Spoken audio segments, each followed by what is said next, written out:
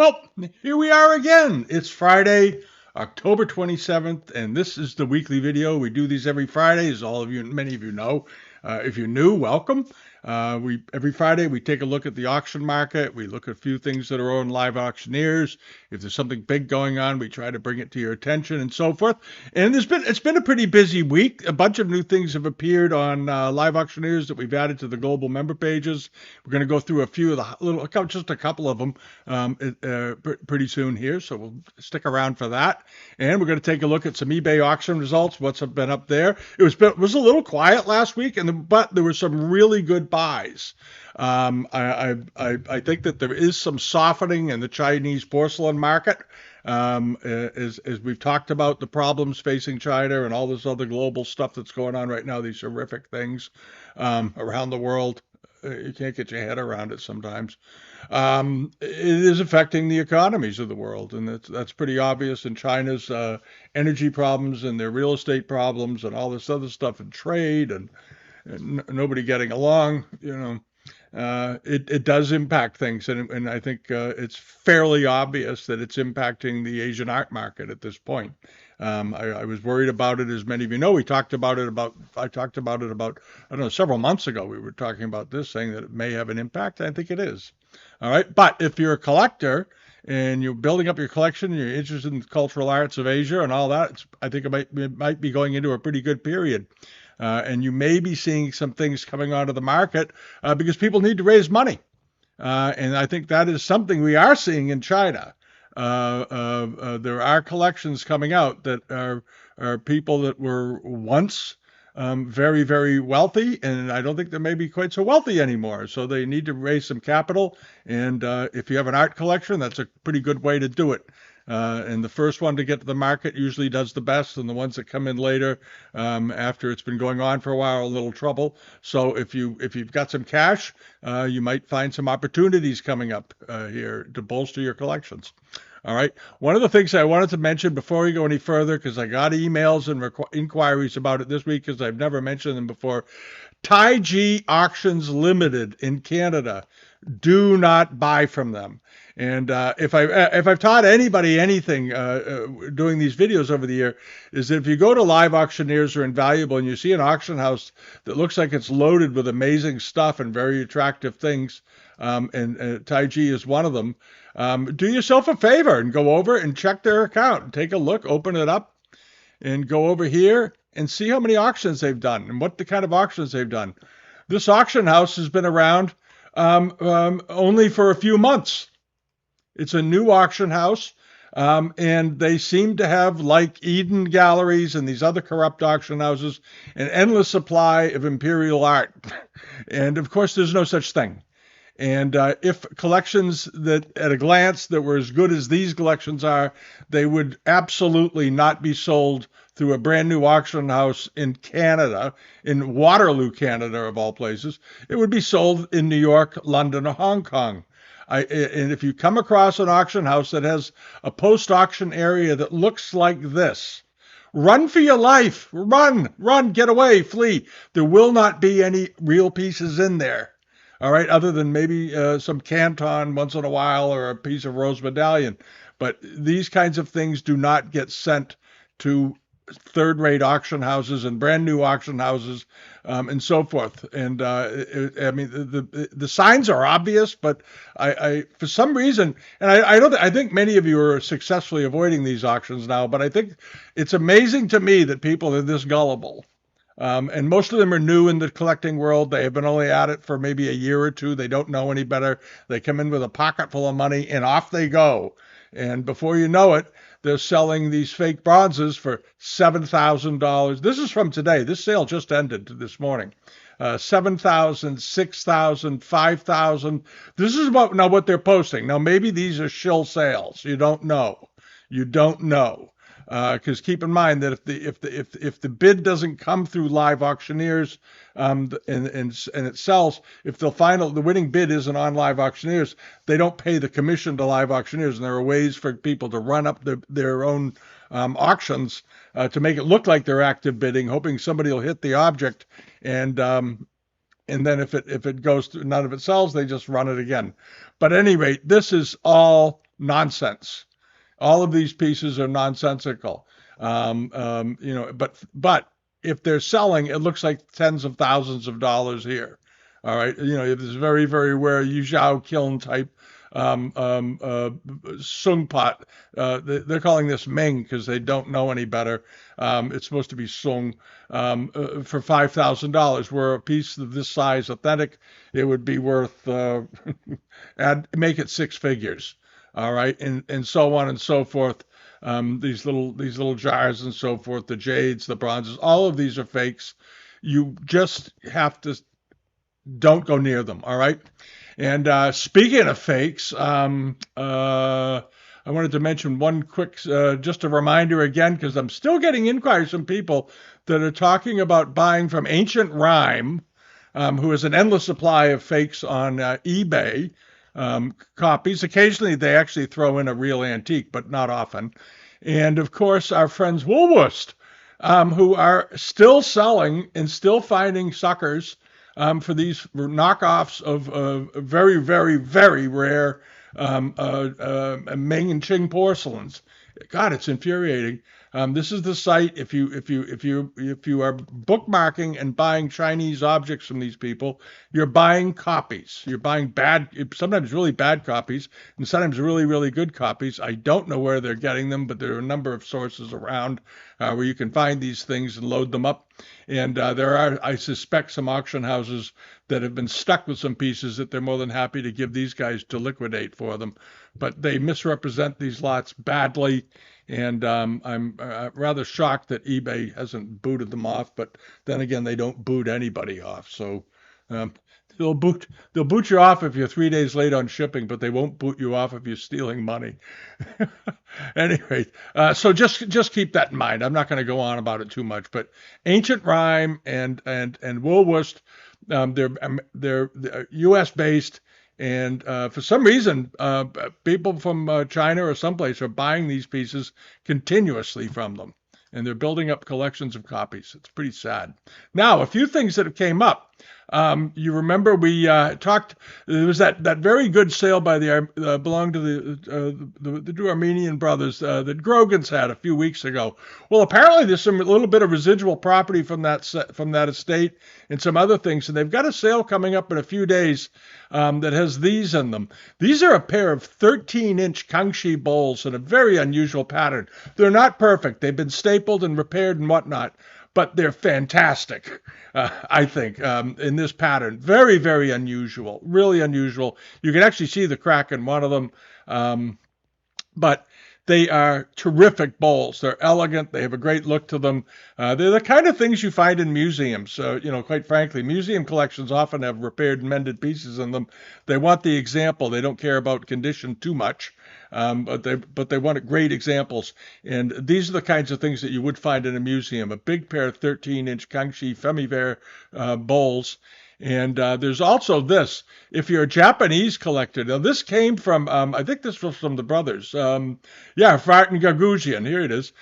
They also, in addition to having really great China trade and Chinese export wares, and you all saw how well they did at Grogan's a month and a half ago, maybe at this point. They have this. If you're an Amari buyer, if you like Amari, this thing is enormous. It's 20. Hold on, I want to get the dimensions right. It is 24 inches in diameter. This is a whopper of a charger. 1875. I think they got the date on it, but the decoration is so unusual. Fantastically unusual thing with this giant pheasant in the center. And then all this overglazed blue enameling of the water around it, and then birds and flowers swirling in 24 inches. This is a giant piece, and it looks like it's in very good condition. So I would look into this if you're an Amari buyer. The estimate is peanuts. The estimate on that pair of bowls I just mentioned, by the way, were only like $700 to $1,000 for the pair of bowls. So they're not reserved, is what it amounts to. This bowl is estimated at $1,000. This charger is estimated at $1,000 to $1,500. But I'm going to bet the opening starting price is probably the reserve. It should bring $1,000 to $1,500. My goodness, it's an amazing piece of ceramic. And those of you who have been collecting Amari for a while are going to look at at this and say, boy, that looks like a really rare type. And it is. It is a very unusual type. You don't see that very often. So that's pretty exciting. And there's some other pieces in there too, in that sale. So go check it out. It's in 2 days. It's on, I think it's on Sunday or something, or Monday. Let's get their dates right. Hold on a second. There it is. October 29th, okay, in Boston. 2 days left. It's in the Silver Rugs and Decorative Art sale. It's a small sale, but they've got some really sweet pieces in there, a couple of rugs and so forth. So check out that sale. And they've got a bunch of other things, fine art, art deco, jewelry. They do a lot with jewelry. They're a big jewelry auction house. All right, and then over here to Malay Brothers. Just posted this. It's already on the global pages. Check this out. They've got some nice Chinese things coming up in their next sales. It's a couple of days worth of sales. One day in particular, I think it's the second day, is loaded with Chinese stuff, or a significant amount of it anyway. Let's get the dates on this. Malay Brothers are down in New Jersey. They're a very good little auction house. They're pretty good size now. They've been around for a long time. And let's see here. Why won't that page open? There it is. This is day number 2. Malay Brothers Select, 2 of 3 on November 16th in Boonton, New Jersey. They've got some nice Chinese things in there. One of the things that caught my eye is this Femi Vare Mei Ping vase, sort of Wutsai decorated, but very strongly drawn Quilin on the front, or Kirin. And this was sold by E.J. Frankel, apparently, years ago. And E.J. Frankel, they called the E.J. Frankel collection. They were dealers, and they handled some awfully nice things over many, many years, over decades. They were in New York for a long time, and they handled sort of top quality things. They were very much on a par with like Vallon Galleries and these places that were sort of doing the good stuff, handling the good stuff way back when. There's the old sticker on there. I completely believe it's legit. This little Meiping measures 8 inches tall, and it's got an extremely low estimate on it, $500 to $700. It should blow through that and bring 2,000 or 3,000 anyway. But it's on there, and there's some other good lots as well. Okay, so check out Malay Brothers, the 19th, and the global pages already. And other things to look at. I think this is also Malay Brothers, isn't it? No, this is Heineman's. Heinemann in Chicago in a couple of weeks, 19 days, has some China trade stuff coming up, and not a lot of it, but there's this by a painting attributed to Lam Qua, and I think it probably is, and I'm going to explain why in a minute. And then there's another painting attributed to Yu Qua, and both of these were on loan to the Taft Museum of Art in Cincinnati. But I want to go back to this sailor picture for a second. Yeah, this fisherman, and the frame could be a China trade frame done in Rococo. It certainly looks it. The reason I think this is probably by Lam Qua, 1801 to 1860, famous port painting of a naval officer. 1, this is exactly the kind of stuff that he did. And 2, the provenances to the Child's Gallery in Boston. Child's Gallery was owned in partnership with Mr. Childs, but Carl Crossman. And Carl Crossman, of course, wrote the famous book, The China Trade and Decorative Arts of the China Trade. He was very involved with the Peabody Essex Museum. He was considered to be an authority on China trade. I knew Carl very well, and he really knew his stuff. And he was a good guy. He was a hilarious guy. He's one of the funniest people you ever met. And this is the kind of stuff that he really could do. He knew how to identify, because he had access to all the Peabody Museum stuff, and close with the Shreve family at the Peabody and all these other things. So he had a lot of access for many, many years to their collections, and he became very proficient at attributing paintings. And if you have the big book, the big thick book that he wrote, that tome that has all kinds of great information in it, you will see paintings like this in here by this artist. So I don't have much doubt about the authorship. It is unsigned, which is not unusual for Lam Qua, but in the Lam Qua studios, we're among the best. Those of you who collect know that. It's estimated at $3,000 to $4,000, which seems remarkably inexpensive. Don't be surprised if it brings 10 or 15,000 because it's sort of a museum thing. But it's very, very nice and very carefully painted. This is what Islamqua's hallmark. When you pull this in, it's every bit as fine as the great English painters of the day. When you look at the skin tone, the way the epaulets are drawn, the fabric and so forth, positioning, the use of a red curtain in the background, all very, very British influence, and very, very nice. The hands are well done. He's got his sword and all that, and he's got both hands in there. You pay for every hand because they're difficult to paint, so he put them both in. And then the next one is attributed to Yuqua. Now, this one doesn't say that it came from a child gallery, but it was in the Chinese Export Art and Design exhibition from 1998 at the Taft Museum, and it certainly looks as good as what Yuqua did. They don't have a picture of it, so you'd want to find out of the back of it. So you want to find out if it's been relined. I suspect it has because I don't see a lot of crackle in it, and it looks very tight on the front. And you want to find out, get some blacklighted photos to see if this thing's been restored much. Because they often are, as long as they look okay, it doesn't really matter because China trade paintings crackle like crazy. But anyway, this is a very, very nice port scene. There is a bunch of ships. There's an American ship right here in the middle, which is very good. Those are the ones that usually bring the most money. For some reason, people pay a lot to get pictures of American ships in their China trade paintings. And it's the Whampoa anchorage, of course. It's very famous for the giant tower in the background and so forth. It dates to 1835 to 1850. And the estimate, again, is 17 by 23. The estimate on this is even lower than the other one, $1,500 to $2,500. That seems awfully cheap to me. It would seem to be more in line with a $10,000 or $15,000 estimate. Maybe they have to sell it. I don't know, but do get some back pictures of that because if it has been relined and it's just been had a general restoration, not repainted, but just a general restoration. The estimate is a bargain basement price, and it should bring 8 or 10 times that amount. But if it's been heavily restored and it's got a very intense restoration with new stretchers on the back, then maybe not. But it's still worth $1,500 to $2,500. Period. So check that out if you're a China trade buyer. And also coming up, now who's this? This is back at Malay Brothers. These are their paintings. These are very fine. Pair of gouaches, China Trade School gouaches. I love the frames on these. Very simple, very elegant. And these are very, very fine gouaches. Absolutely beautiful. Absolutely beautiful. Love the trees, love the water.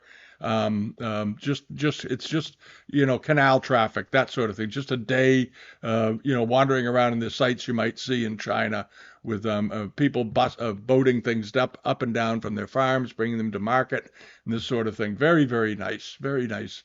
A look at the culture from the inside at the time. And this was, let's see, this came from Collins Antiques in London. There's a big high-end art dealer over there. I don't think they're there anymore. Maybe they are. I'm not sure if Dave Collins is still there, but anyway, or Doug Collins. China Trade School, 18th or 19th century, junks on the river. 8 by 10 is the picture size. Overall size is 14 and a half by 17. Both paintings estimated at $600 to $800, which I think is way under the money.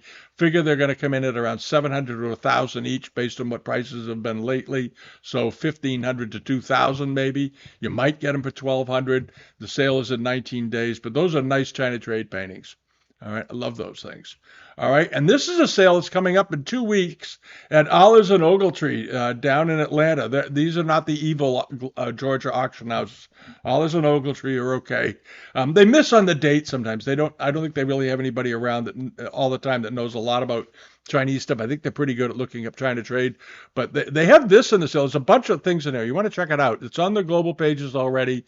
But this is a very interesting Dutch market export bowl and saucer saucer with the birds on each side. And if you collect China trade and you're familiar with the some of the Dutch collections, you've seen this exact pattern before, and they've turned up in the market before. But I'm completely at a loss as to why the estimate's $100 to $200.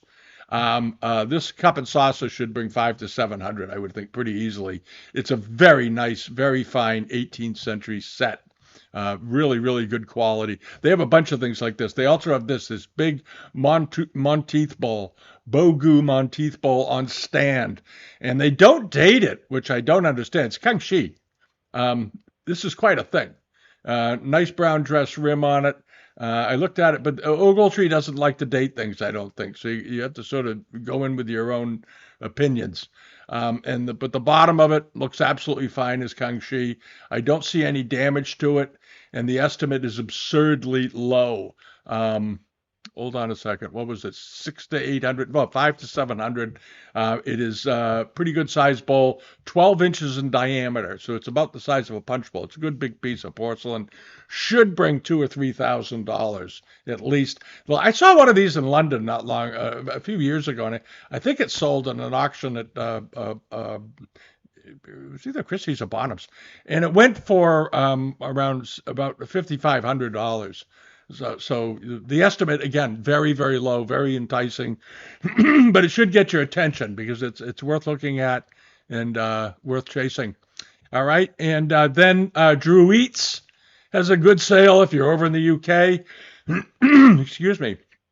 They've got a couple of days worth of sales coming up again, and I noticed something in here. It's really, really good.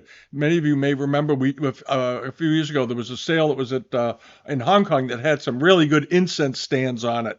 It was that collection, the lady in the Philippines that had that amazing Chinese Ming furniture collection that she had bought mostly from Grace Wu Bruce. Here's one of those tables again. Hornless dragon incense stands. This is a nice table, and I think the estimate's low as hell on it, but excuse my French, but this is an awfully nice looking table, and it's coming up at Drew Eats. It's estimated at 50 to 70,000 pounds, but wonderful, wonderful thing. And a whole bunch of other great looking things, some good paintings, some good table screens. We went through this already and put the pieces we like in particular on the global pages. There were some pieces I'm not a big fan of. I'm not a big fan of the brush pots. They all look fairly contemporary. And there's some other pieces in there that you don't want to buy. So look at the global pages if you're a subscriber and save yourself a little trouble. There's some good export pith paintings in here, some bronzes, some pretty good looking bronzes and so forth. There's a couple of bronzes I have suspicions about, and a few decent jades and so forth. But do check it out. It's 2 days worth of sales, and it all looks overall, it looks like a good series of auctions. They also have some very good silks in this sale. This is at Drew Eats, and this is one that I actually mentioned on a video I did for the Patreon page a week or so ago. I just love this with the dragon on it. I just absolutely love that. And it's a big thing. It's like 48 inches long or something. Yeah, it's 115 centimeters long, so it's 4 feet long. A big piece of silk, almost 4 feet, 3.5 feet long. And what else is going on? Oh, that's the Drew Eats list. So do check that out. That's the second day of the Drew Eats sale. There's some good books in it. There's 2 days worth. As I said, some good bronzes, some porcelain. There's some things that I have a few concerns about, but overall, it looks like a good auction. All right, so check that. There's other things on there. You have to keep in mind that the vast majority of the stuff on Live Auctioneers is not authentic. Somebody emailed me and they said, "How come I don't have as much stuff on the global member pages as there is on Live Auctioneers and so forth?" And I had to say, well, Live Auctioneers has as many copies and fakes on it as eBay does. That's as a percentages of authentic versus copies. The ratios are about the same in many ways, except that some of the better auction houses that are on Live Auctioneers don't obviously sell on eBay, but they have a massive amount of fakes. And I've talked about them many times, and maybe some of you are sick of hearing about it, but it's a big problem in the market, and it drives people away from collecting, which bothers me. So it annoys the crap out of me, as they say. All right, now over here to this. Just a quick note on the Patreon page. Some of you know that this week we put up a number of videos. We've decided that we're going to, because a number of you have subscribed to the Patreon page, and this week I've added a couple of videos. These aren't terribly long. This one is 9 minutes. It's about an extremely rare Korean celadon that we bought recently from an interesting story, and I did a video on how I go about picking things and to suggest in the newsletter and on the global pages and so forth. And it's a little bit about what we do, and I go through. And this one's a little longer; it's about 22 minutes.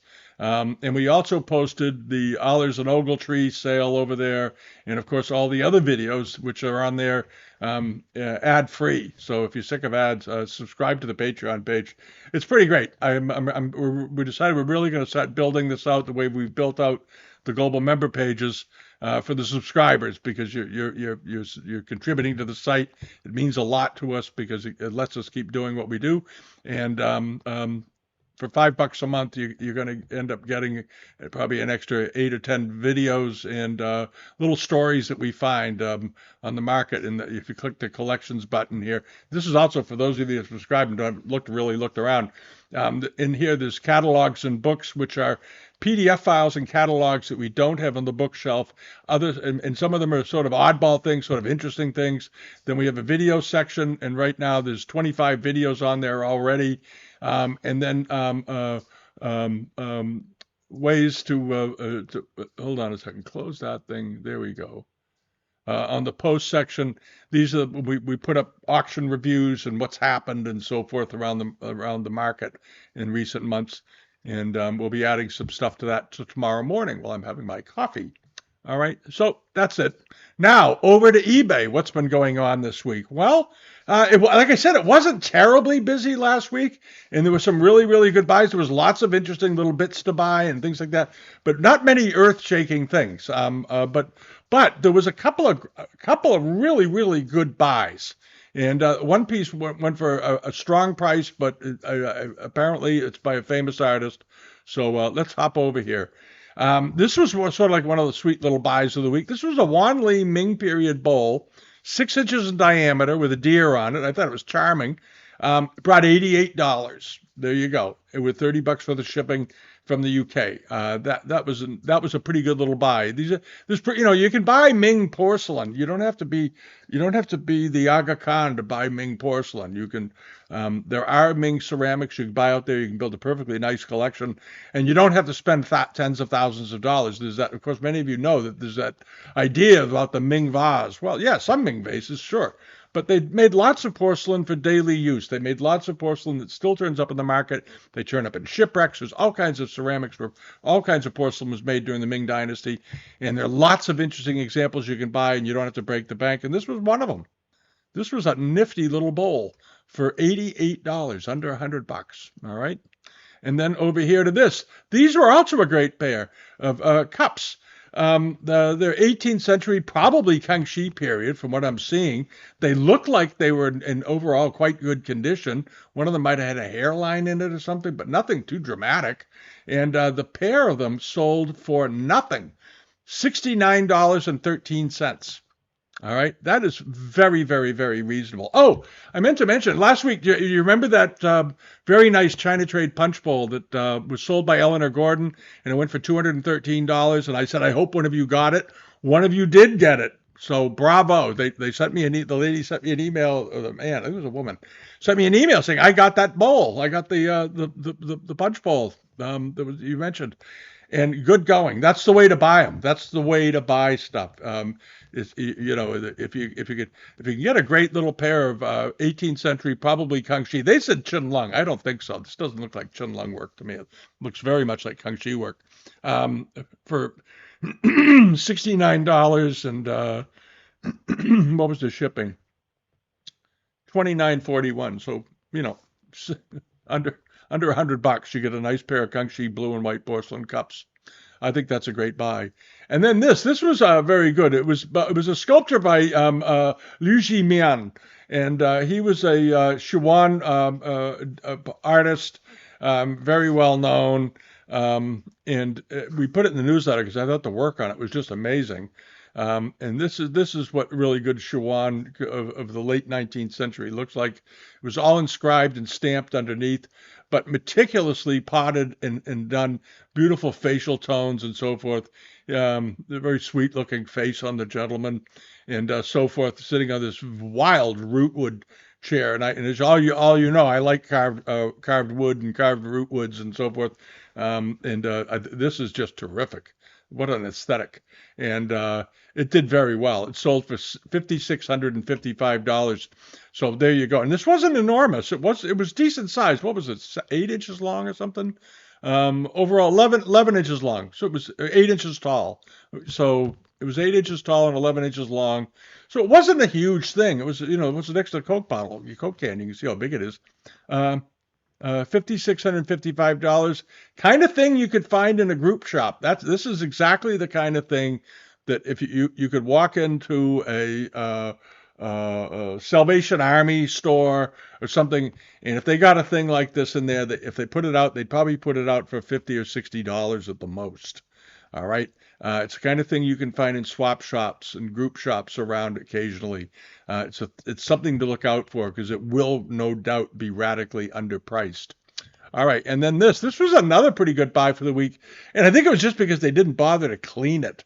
This is a really nice China trade Hung Chong tankard with a dragon handle, and they always do very, very well. This one sort of didn't do very well, but it looks like it's silver plate almost, so I think it made people a little bit nervous. They should have silver foamed this and cleaned it nicely before they put it up. I think it would have done a lot better. 1870s, the date I think is about right. He's in the silver book over in the reference section on Bitamount, and $930. All right, I think that was a very nice buy. I think it was about $300 or $400 under the money. All right, now what's going on? Oh, what's coming up? There's a few things coming up this week. We're still looking. I'm going to do some more digging after I record this to fill up the page a little bit more. This is for the newsletter page this week. If you don't get the newsletter page, it's here off the homepage at Bitamount. You click newsletter page and you can subscribe to it. I'm just repeating this for anybody that hasn't seen it. Subscribe to it, and then as soon as we update the page each week, you get a quick little email. And those of you who are hesitant to sign up for email lists for things, the people that have been with using our site now for years will tell you we don't rent the list and we don't bomb you with emails. You get one email a week, and maybe three times a year we send out another email during the week about something that we want you to know about right away because it's time sensitive. So keep that in mind. So if you have email list hesitancy, ours is under our control. It's on our server at Constant Contact. They can't touch it, and we don't read it. So there's no concerns with that. So sign up, give us your email address, use any name you want, but just make sure we get the email address right, and you'll get an update each week as the newsletter page gets published. All right, now over here. We did the deer. Oh, we're over here on things that are coming up. This will be on there. This is a rather nice Takuri sake bottle, and they feel that it's probably Hirado. I don't think it is. It doesn't look like Hirado work to me. It looks like a Rita work. But they seem to think it's a Hirado, but I don't think it is. But I think it's a nice bottle. I love the shape of it. Nice fat body and that long skinny neck with leaves sort of twisting around it. Very nicely done. Nice flower clusters. It's right now. Let's see, what has it got? Stubbsy Wubsy has this. It's only been up for a day, so it's only up to $11.50. It's got 2 bids. It should bring $300 or $400, but who knows? It's a nice thing. If you're an Arita buyer, I would look at that. All right. And also on the Japanese stuff, is this. I had somebody this week I emailed, and I thought they were on Live Auctioneers. I said there's a pair of Kutani moon flasks. You always see these in Chinese. Chinese moon flasks are very, very, very popular. They made lots of them in the second half of the 19th century and into the beginning of the 20th century in particular. It's a form, of course, that goes much further back to the Han Dynasty as a bronze, but over the years it's evolved. And the Chinese made lots and lots and lots of porcelain examples. And then eventually the Japanese began making examples. And the potters in Kutani did as well. So here are a pair of Kutani examples. And there's the Kutani mark right on the bottom. Nicely done. So if anybody's looking for a pair of moon flasks, if they have moon flasks already and you want to get a Kutani set, there you go. And they measure just about 12 inches tall. So they're not little, little tiny ones. They're good size, good presentation size. They look nice on a mantle. Check those out. And this is mislabeled. I'm going to put it in the newsletter page. So I hope whoever buys it, if you're one of you see this video, this is absolutely not a Chinese bamboo brush pot. This is a Japanese example, without any doubt. It is 17 inches tall or so, or something like that. I forget how big it is. It's quite large. And of course, that right away should tell you it's 16 inches tall. Tell you right away that it's Japanese. But the carving on it is quite good. Probably done during the Meiji period. I like this a lot. I actually have one very similar to this that still has all of the grass and roots coming out of the bottom that is carved almost very, very similar to mine. Is a dragon on it instead. And it uses an umbrella stand because it's very large. But this is a really nice one, and it's let's see, it has one bid at $29. It's closing on Tuesday. All right, it should bring 150 to 200 bucks. It's a nice piece of bamboo. If you like bamboo, you like carving, this is something worth looking at. All right, and then this Chinese export porcelain reticulated cup and saucer, Kangxi Marken period. It's not Kangxi Marken period. It's Kangxi Marken period under there. Oh, okay, never mind. Take it back. This is a nice looking cup. I was looking at the bottom from this. It's marked on the saucer only. And there you have this. But this is clobbered. This is not Chinese decoration, and they didn't say it was clobbered. I don't think anywhere. They didn't say it in the title. It should be in the title technically. Okay, clobbered. There it is. They've got it down below in the description. Clobbered and gilt in Holland in the period. Okay, good. All right. I won't be so critical. He did it right, but you should put clobberware in the search in the title because that's a search term, and there are people who specifically look for clobberware, and they could have put it in there.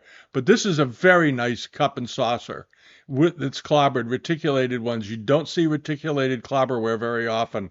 This must have been done very specially for somebody. It's an awfully neat object.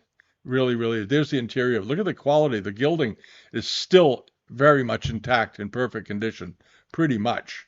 Looks awfully good. Very, very fine condition. So check that out. Right now, it's only at $10.50. It's got 5 days to go.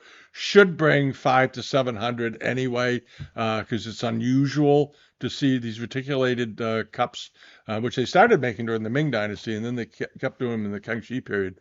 It's a really nice thing. And then there's this. There's an Amari export bowl, giant Kangxi Amari bowl. They just listed it as 18th century. It's not perfect, but it's awfully pretty. And if you've wanted to own one of these, see, it's got a line in it up here, but it's about 11 or so inches or 8 inches in diameter. Nice looking bowl though. I like the color combination. I like blue and red and gold. They work really, really well together. The quality of the blue one here looks pretty good. It's got a brown dress rim. If you could buy this, for $150 or something, it would be a terrific buy. If you're looking for things to add to your collection, like I said, and you don't want to go bankrupt doing it, these pieces with old hairlines and odds and ends, you can build up an interesting collection. It isn't perfect, so it never will be, but you're not going to spend $800 to $1,000 on it either. And then this came up, speaking of clobberware, This is a nice piece of clobber where somebody sent this into me in the inquiries identification assistance service, and he just wanted to know what I thought of it. I think he knew pretty well what it was. I think he just wanted to get sort of a second opinion because the coloring on it, the clobbering on it is so strong, really, really is. And this giant gold area in the middle, which I think is quite a very nice effect. And it's a bit unusual. You don't usually see these gold areas so much with so much of it in the middle. But they are keeping in mind that the only original color on this plate was underglaze blue, and the rest of it was added in workshops in Europe. But I've always liked cleverware, and the Chinese collectors typically don't buy them very much, so you're not competing against people just throwing bids at computer screens all over Shanghai and Beijing and Hong Kong. Some of them buy them, but not many. There's not a lot of interest in China with cleverware, which makes it fun for people that are interested in it because you don't go broke doing it. This one has been up for a few days. It's got 6 days to go, and it's at $5. It's a very nice piece of clobber, though. And then the last thing I want to mention, of course, is a carving because I like carvings. Is this they call it a brush pot. It doesn't have a bottom in it though, but it's a brush pot form, obviously, and it looks like it was probably done in the 19th century, 1840s to 1860s, somewhere in there, 1870s, with this plum blossom decoration. It's all reticulated with bamboo. It may be the Three Friends of Winter. I don't see a willow tree on here though. Bamboo flowers, bamboo flowers. I don't know, maybe there is. Bamboo flowers. If you can find a pine tree on here, then it's the Three Friends of Winter theme, which is very auspicious, I guess. But I love the color of it. It's worn. It looks completely legitimate. It's about 7 or 8 inches tall or so, and it is. Let's see how much time it's got. Just went up. This just went up. It's got 9 days to go. It's doesn't even. Oh, it has one bid. Okay, it's finally gotten a bid. It didn't have a bid when we first saw it. Anyway, this is a nice thing. If you like wood carvings that are real, that haven't been messed around with, that's just as is, for a nice little table object, sculptural object, this is a good thing. How big is it? 15 centimeters basically wide, which makes it 6 inches wide and about 4 inches tall. So it's about this big and about that wide. So it's a nice size, and it's a good thing. All right, and that's about it for the week. There's other things going on. We've got sort of interesting video I'm working on. We did the one on estimates, which so everybody seemed to like that because it's sort of always fun to talk about the business. And I'm doing a video on collecting and why people collect and what the importance of collecting is beyond the superficial stuff like how much it's worth and what the last one brought, but why collecting is good for you. Why what you learn from it and what it represents, because there's a lot of that comes out of that, and I think it's worth always keeping in mind. It's too easy to get caught up in the financial side and not enjoy fully the joy of objects from different cultures and why they were made and when they were made and all that. I think that's the best part of becoming a collector, and it's something that you can share with other people, fellow collectors or people that don't know anything about it at all that seem interested. You can tell them. All right, and that's always fun. All right, listen, have a great week. Subscribe if you haven't. Leave a comment. I've gone on way too long. Sorry about that. I always do. And have a fantastic weekend. Don't forget the Halloween candy. And if you can't get a chance, take your grandkids out for a walk or your children out and do it. And, around here, okay, I'm going to do a little rant. Around here, they have these things called trunk or treat. Is that a popular thing everywhere else? And right now on Cape Ann, I think my wife told me that there were like 6 trunk or treat events around Gloucester. So by the time Halloween comes, the kids are sick of it because they go around parking lots reaching into people's trunks because stranger danger lunacy keeps them from going out and actually having a Halloween on the streets with the leaves blowing by and flashlights and having a lot of fun. They do it in a controlled environment like a parking lot. Don't do that to your kids. Let them go out and get into mischief on Halloween. For heaven's sakes, have some fun. All right? No one's going to hurt your children on Halloween. It doesn't happen. And those urban myths, I think, have ruined that great holiday, which I loved as a kid. I liked it. I like Halloween as much as I like Christmas. All right. Have a great week. My rant is over. See you all next time. Bye bye.